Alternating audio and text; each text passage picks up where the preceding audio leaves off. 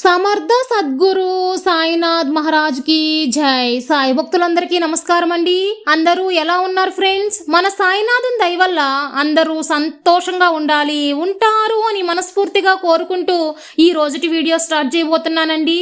ఇక ఈ రోజు వీడియోలో మనం చూడబోయేది ఏంటంటే, తల్లి ఈ రోజు నీకు ఒక వరం ఇస్తున్నాను, ఇది వినగానే ధన్యవాదాలు బాబా అని అంటావు తల్లి. ఆలస్యం చేయకుండా వెంటనే విను అని చెప్పి బాబా గారు ఇలా చెప్తున్నారండి. బాబా గారు ఏం చెప్తున్నారంటే, తల్లి నీకు ఒక అద్భుతమైన వరం ఇస్తున్నాను, ఇది వినగానే నువ్వు చాలా సంతోషిస్తావమ్మా. ఈ రోజు నేను చెప్పే ఈ వార్త వినడానికి నువ్వు సిద్ధమేనా? అయితే వెంటనే విను తల్లి. ఈ వరం ఎన్ని జన్మలెత్తినా దొరకనిది, అలాంటిది నీకు ఎంతో అదృష్టం ఉంది కాబట్టే ఇది నువ్వు వినగలుగుతున్నావు తల్లి.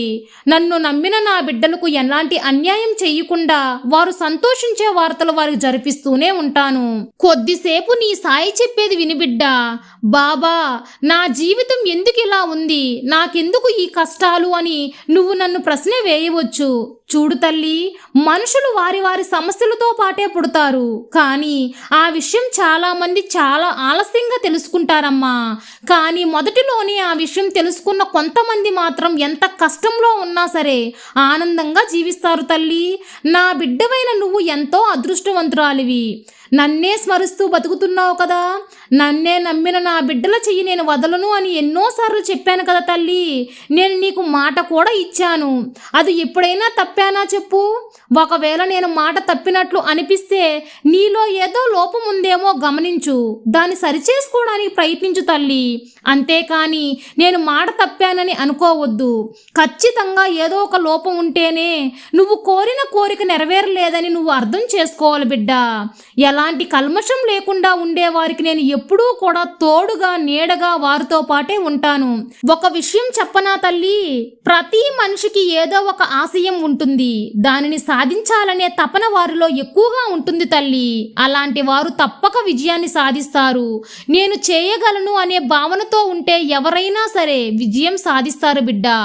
ఆ భగవంతుడికి అందరూ సమానమే, అందరికీ ఒకేలా శిక్ష వేస్తారు. కానీ కొంతమంది పాపకర్మల వలన వారు ఎన్నో కష్టాలు అనుభవిస్తారు. అలాంటి వారు ఈ ప్రపంచంలో ఎంతో మంది ఉన్నారమ్మా. కాబట్టి తల్లి నీకు ఎలాంటి కష్టం వచ్చినా నా సాయి నాకు తోడుగా ఉన్నారని నమ్ము. తప్పకుండా నేను నీకు సాయం చేస్తానమ్మా. ఎవరు ఎన్ని శిక్షలు అనుభవిస్తున్నా నన్ను నమ్మిన వారి శిక్షలు నేను తగ్గిస్తాను తల్లి. ఒంటరి పోరాటం చేసి చేసి అలసిపోయావు కదా, అలసిన నీ గుండెకు కాస్త విశ్రాంతినివ్వు. సమయం మారడానికి కొంత సమయం పడుతుంది తల్లి. ఇప్పుడు నీ జీవితం కష్టంగా ఉన్నా త్వరలోనే నీ గుమ్మం ముందు సంతోషాన్ని నేను తీసుకొస్తాను బిడ్డ. నీకు ఎంతటి ఆపదికి గురైనా సరే నీ సాయినే నమ్ముకో, వెంటనే నీకు ఒక రక్షక కవచాన్ని నేను ఏర్పాటు చేస్తాను తల్లి. ఎందుకంటే నువ్వు నా బిడ్డవి. ఎన్ని జన్మలెత్తినా సరే నీకు ఏమాత్రం నేను వదలనమ్మా. ఇప్పుడు నువ్వు నా దగ్గరకు వచ్చి బాధపడవచ్చు, కన్నీరు కార్చవచ్చు. నాకే ఎందుకు సాయి ఇన్ని కష్టాలని కూడా నువ్వు నన్ను అడుగుతున్నావు. అవన్నీ కూడా నీ మంచికే అని తెలుసుకో బిడ్డ. కష్టాలు అనేవి తాత్కాలికం మాత్రమే, అవి జీవితాంతం ఎప్పుడూ నీతోనే ఉండవు కదా. ఇక నీ కష్టాలు తొలగి నీ జీవితంలో సంతోషకరమైన రోజులు రాబోతున్నాయమ్మా. కాబట్టి నీ సాయి చెప్పినవన్నీ కూడా గుర్తు పెట్టుకొని మసులుకో. నువ్వు చేసే ప్రతి పని నేను గమనిస్తూనే ఉంటాను. ప్రతి పనిలో కూడా ఆచితూచి అడుగు వెయ్యి. నీ మంచితనమే నిన్ను కాపాడుతూ వస్తుంది. చేసిన చెడు మాత్రం 1000 రెట్లుగా మనకి తిరిగి వస్తుంది తల్లి. కాబట్టి నీ కర్మ ఫలాల నుంచి విముక్తి పొందాలంటే కేవలం నువ్వు చెయ్యవలసింది ఒక మంచి పని మాత్రమే. నీ పని నువ్వు చేసుకుంటూ వెళ్ళు. నీ ప్రతి పనిలోనూ నేను నీకు తోడుగా ఉంటాను.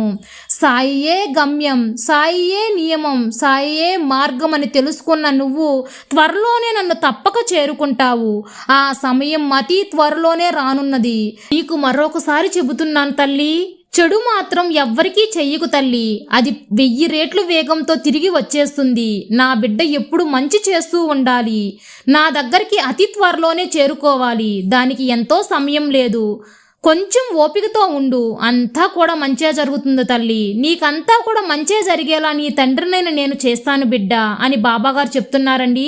చూడండి ఫ్రెండ్స్, ఈరోజు బాబాగారు చెప్పినటువంటి ఈ సందేశం ప్రతి ఒక్కరికి సర్వసాధారణంగా జరుగుతూనే ఉంటుంది. ఎందుకంటే మనం ఎన్నో కోరికలు బాబాగారి ముందు ఉంచుతాం, కానీ వాటిలో కొన్ని తీరుతాయి, కొన్ని తీరవు. అవి తీరకపోతే బాబాగారికి అన్నీ చెప్పాను కానీ బాబాగారు మాత్రం నా ఈ కోరికలు తీర్చలేదని చెప్పేసి మనం మొరపెట్టుకుంటూ ఉంటాం. దానికి కారణం ఏంటో కూడా బాబాగారు చెప్పారండి. మీలో ఏదైనా లోపం ఉంటే మీరు పక్క వాళ్ళకి చెడు చేస్తున్నట్లయితే మీకు తెలుసో తెలియకో ఏదో ఒక విధంగా ఏదైనా తప్పు చేసి ఉంటే మీకు ఆ కోరిక అనేది నెరవేరదు. అంతేకాని నేను మిమ్మల్ని వదిలేసినట్లు కాదమ్మా అని చెప్పేసి బాబాగారు ఈరోజు చాలా క్లియర్గా మనందరికి చెప్తున్నారు ఫ్రెండ్స్. అది తెలిసి కావచ్చు, తెలియక కావచ్చు, ఏదైనా సరే తప్పు తప్పే కాబట్టి ఆ కోరిక తీరడంలో జాప్యం జరగవచ్చు. ఒకవేళ ఆ కోరిక తీరడం వల్ల మనం ఇబ్బంది పడే ఆ సమయం ఏదైనా ఉంటే ఖచ్చితంగా ఆ కోరిక అయితే బాబాగారు తీర్చడండి. అది ఇప్పుడు కాదండి, చాలా మొదటి నుంచి కూడా బాబాగారు చెప్తున్నారు. నీకు ఏదైనా మంచి జరుగుతుందో అది ఒకవేళ నువ్వు కోరకపోయినా సరే నేను నీకు ఇస్తాను అని చెప్పి చెప్తున్నారు. కానీ చెడు జరిగింది అనుకో, నువ్వు ఎంత మొరపెట్టుకున్నా నేను ఇంకా జరిపించను తల్లి అని చెప్పి బాబాగారు చెప్తున్నారండి. మనం కోరిన కోరిక తీరకపోతే ఆ కోరికలు తీరలేదని బాధపడడం కాదండి, ఆ కోరికలు ఎందుకు తీరడం లేదు, దానివల్ల మనకేమైనా ఇబ్బంది ఉందో కొంచెం మనసు పెట్టి ఆలోచించాలి. అప్పుడు మనకు అర్థమైపోతుంది బాబా గారికి ఎందుకు కోరిన కోరికనే తీర్చలేదు అంటే. కానీ ఎప్పుడు కూడా బాధపడుతూ కూర్చోకండి. ఆ సాయినాథుడికి ప్రతి ఒక్కరూ సమానమే, ప్రతి ఒక్కరూ తన బిడ్డలే. ఒకరికి ఎక్కువ చేయడం ఒకరికి తక్కువ చేయడం జరగదు. ఎందుకంటే ఆయన మనిషి కాదు కదా భేదాలు చూపించడానికి. ఆయన ఒక పరమాత్ముడు దృష్టిలో ప్రతి ఒక్కరూ సమానమే. మీరైనా ఒకటే, నేనైనా ఒకటే, ఇంకొకరైనా ఒకటే, అందరూ తన బిడ్డలే. సో ఫ్రెండ్స్, ప్రతి ఒక్కరు కూడా బాబాని అర్థం చేసుకోవడానికి ప్రయత్నించండి. ప్రతి ఒక్కరికి మంచి జరుగుతుంది. అదండి ఈ రోజు వీడియో. ఈ వీడియో కూడా మీకు నచ్చినట్లయితే ఒక లైక్ చేయండి, మరికొందరు సాయి భక్తులు షేర్ చేయండి, కొత్తగా చూసేవా సబ్స్క్రైబ్ చేసుకోండి, బెల్ ఐకాన్ యాక్టివేట్ చేయండి. నేను ఎప్పుడు కొత్త వీడియో పెట్టినా మీ వరకు వచ్చేస్తుంది. మరొక మంచి వీడియోతో మళ్ళీ కలుద్దాం. అంతవరకు సెలవు. సర్వే జన సుఖినో భవంతు. జై సాయిరామ్.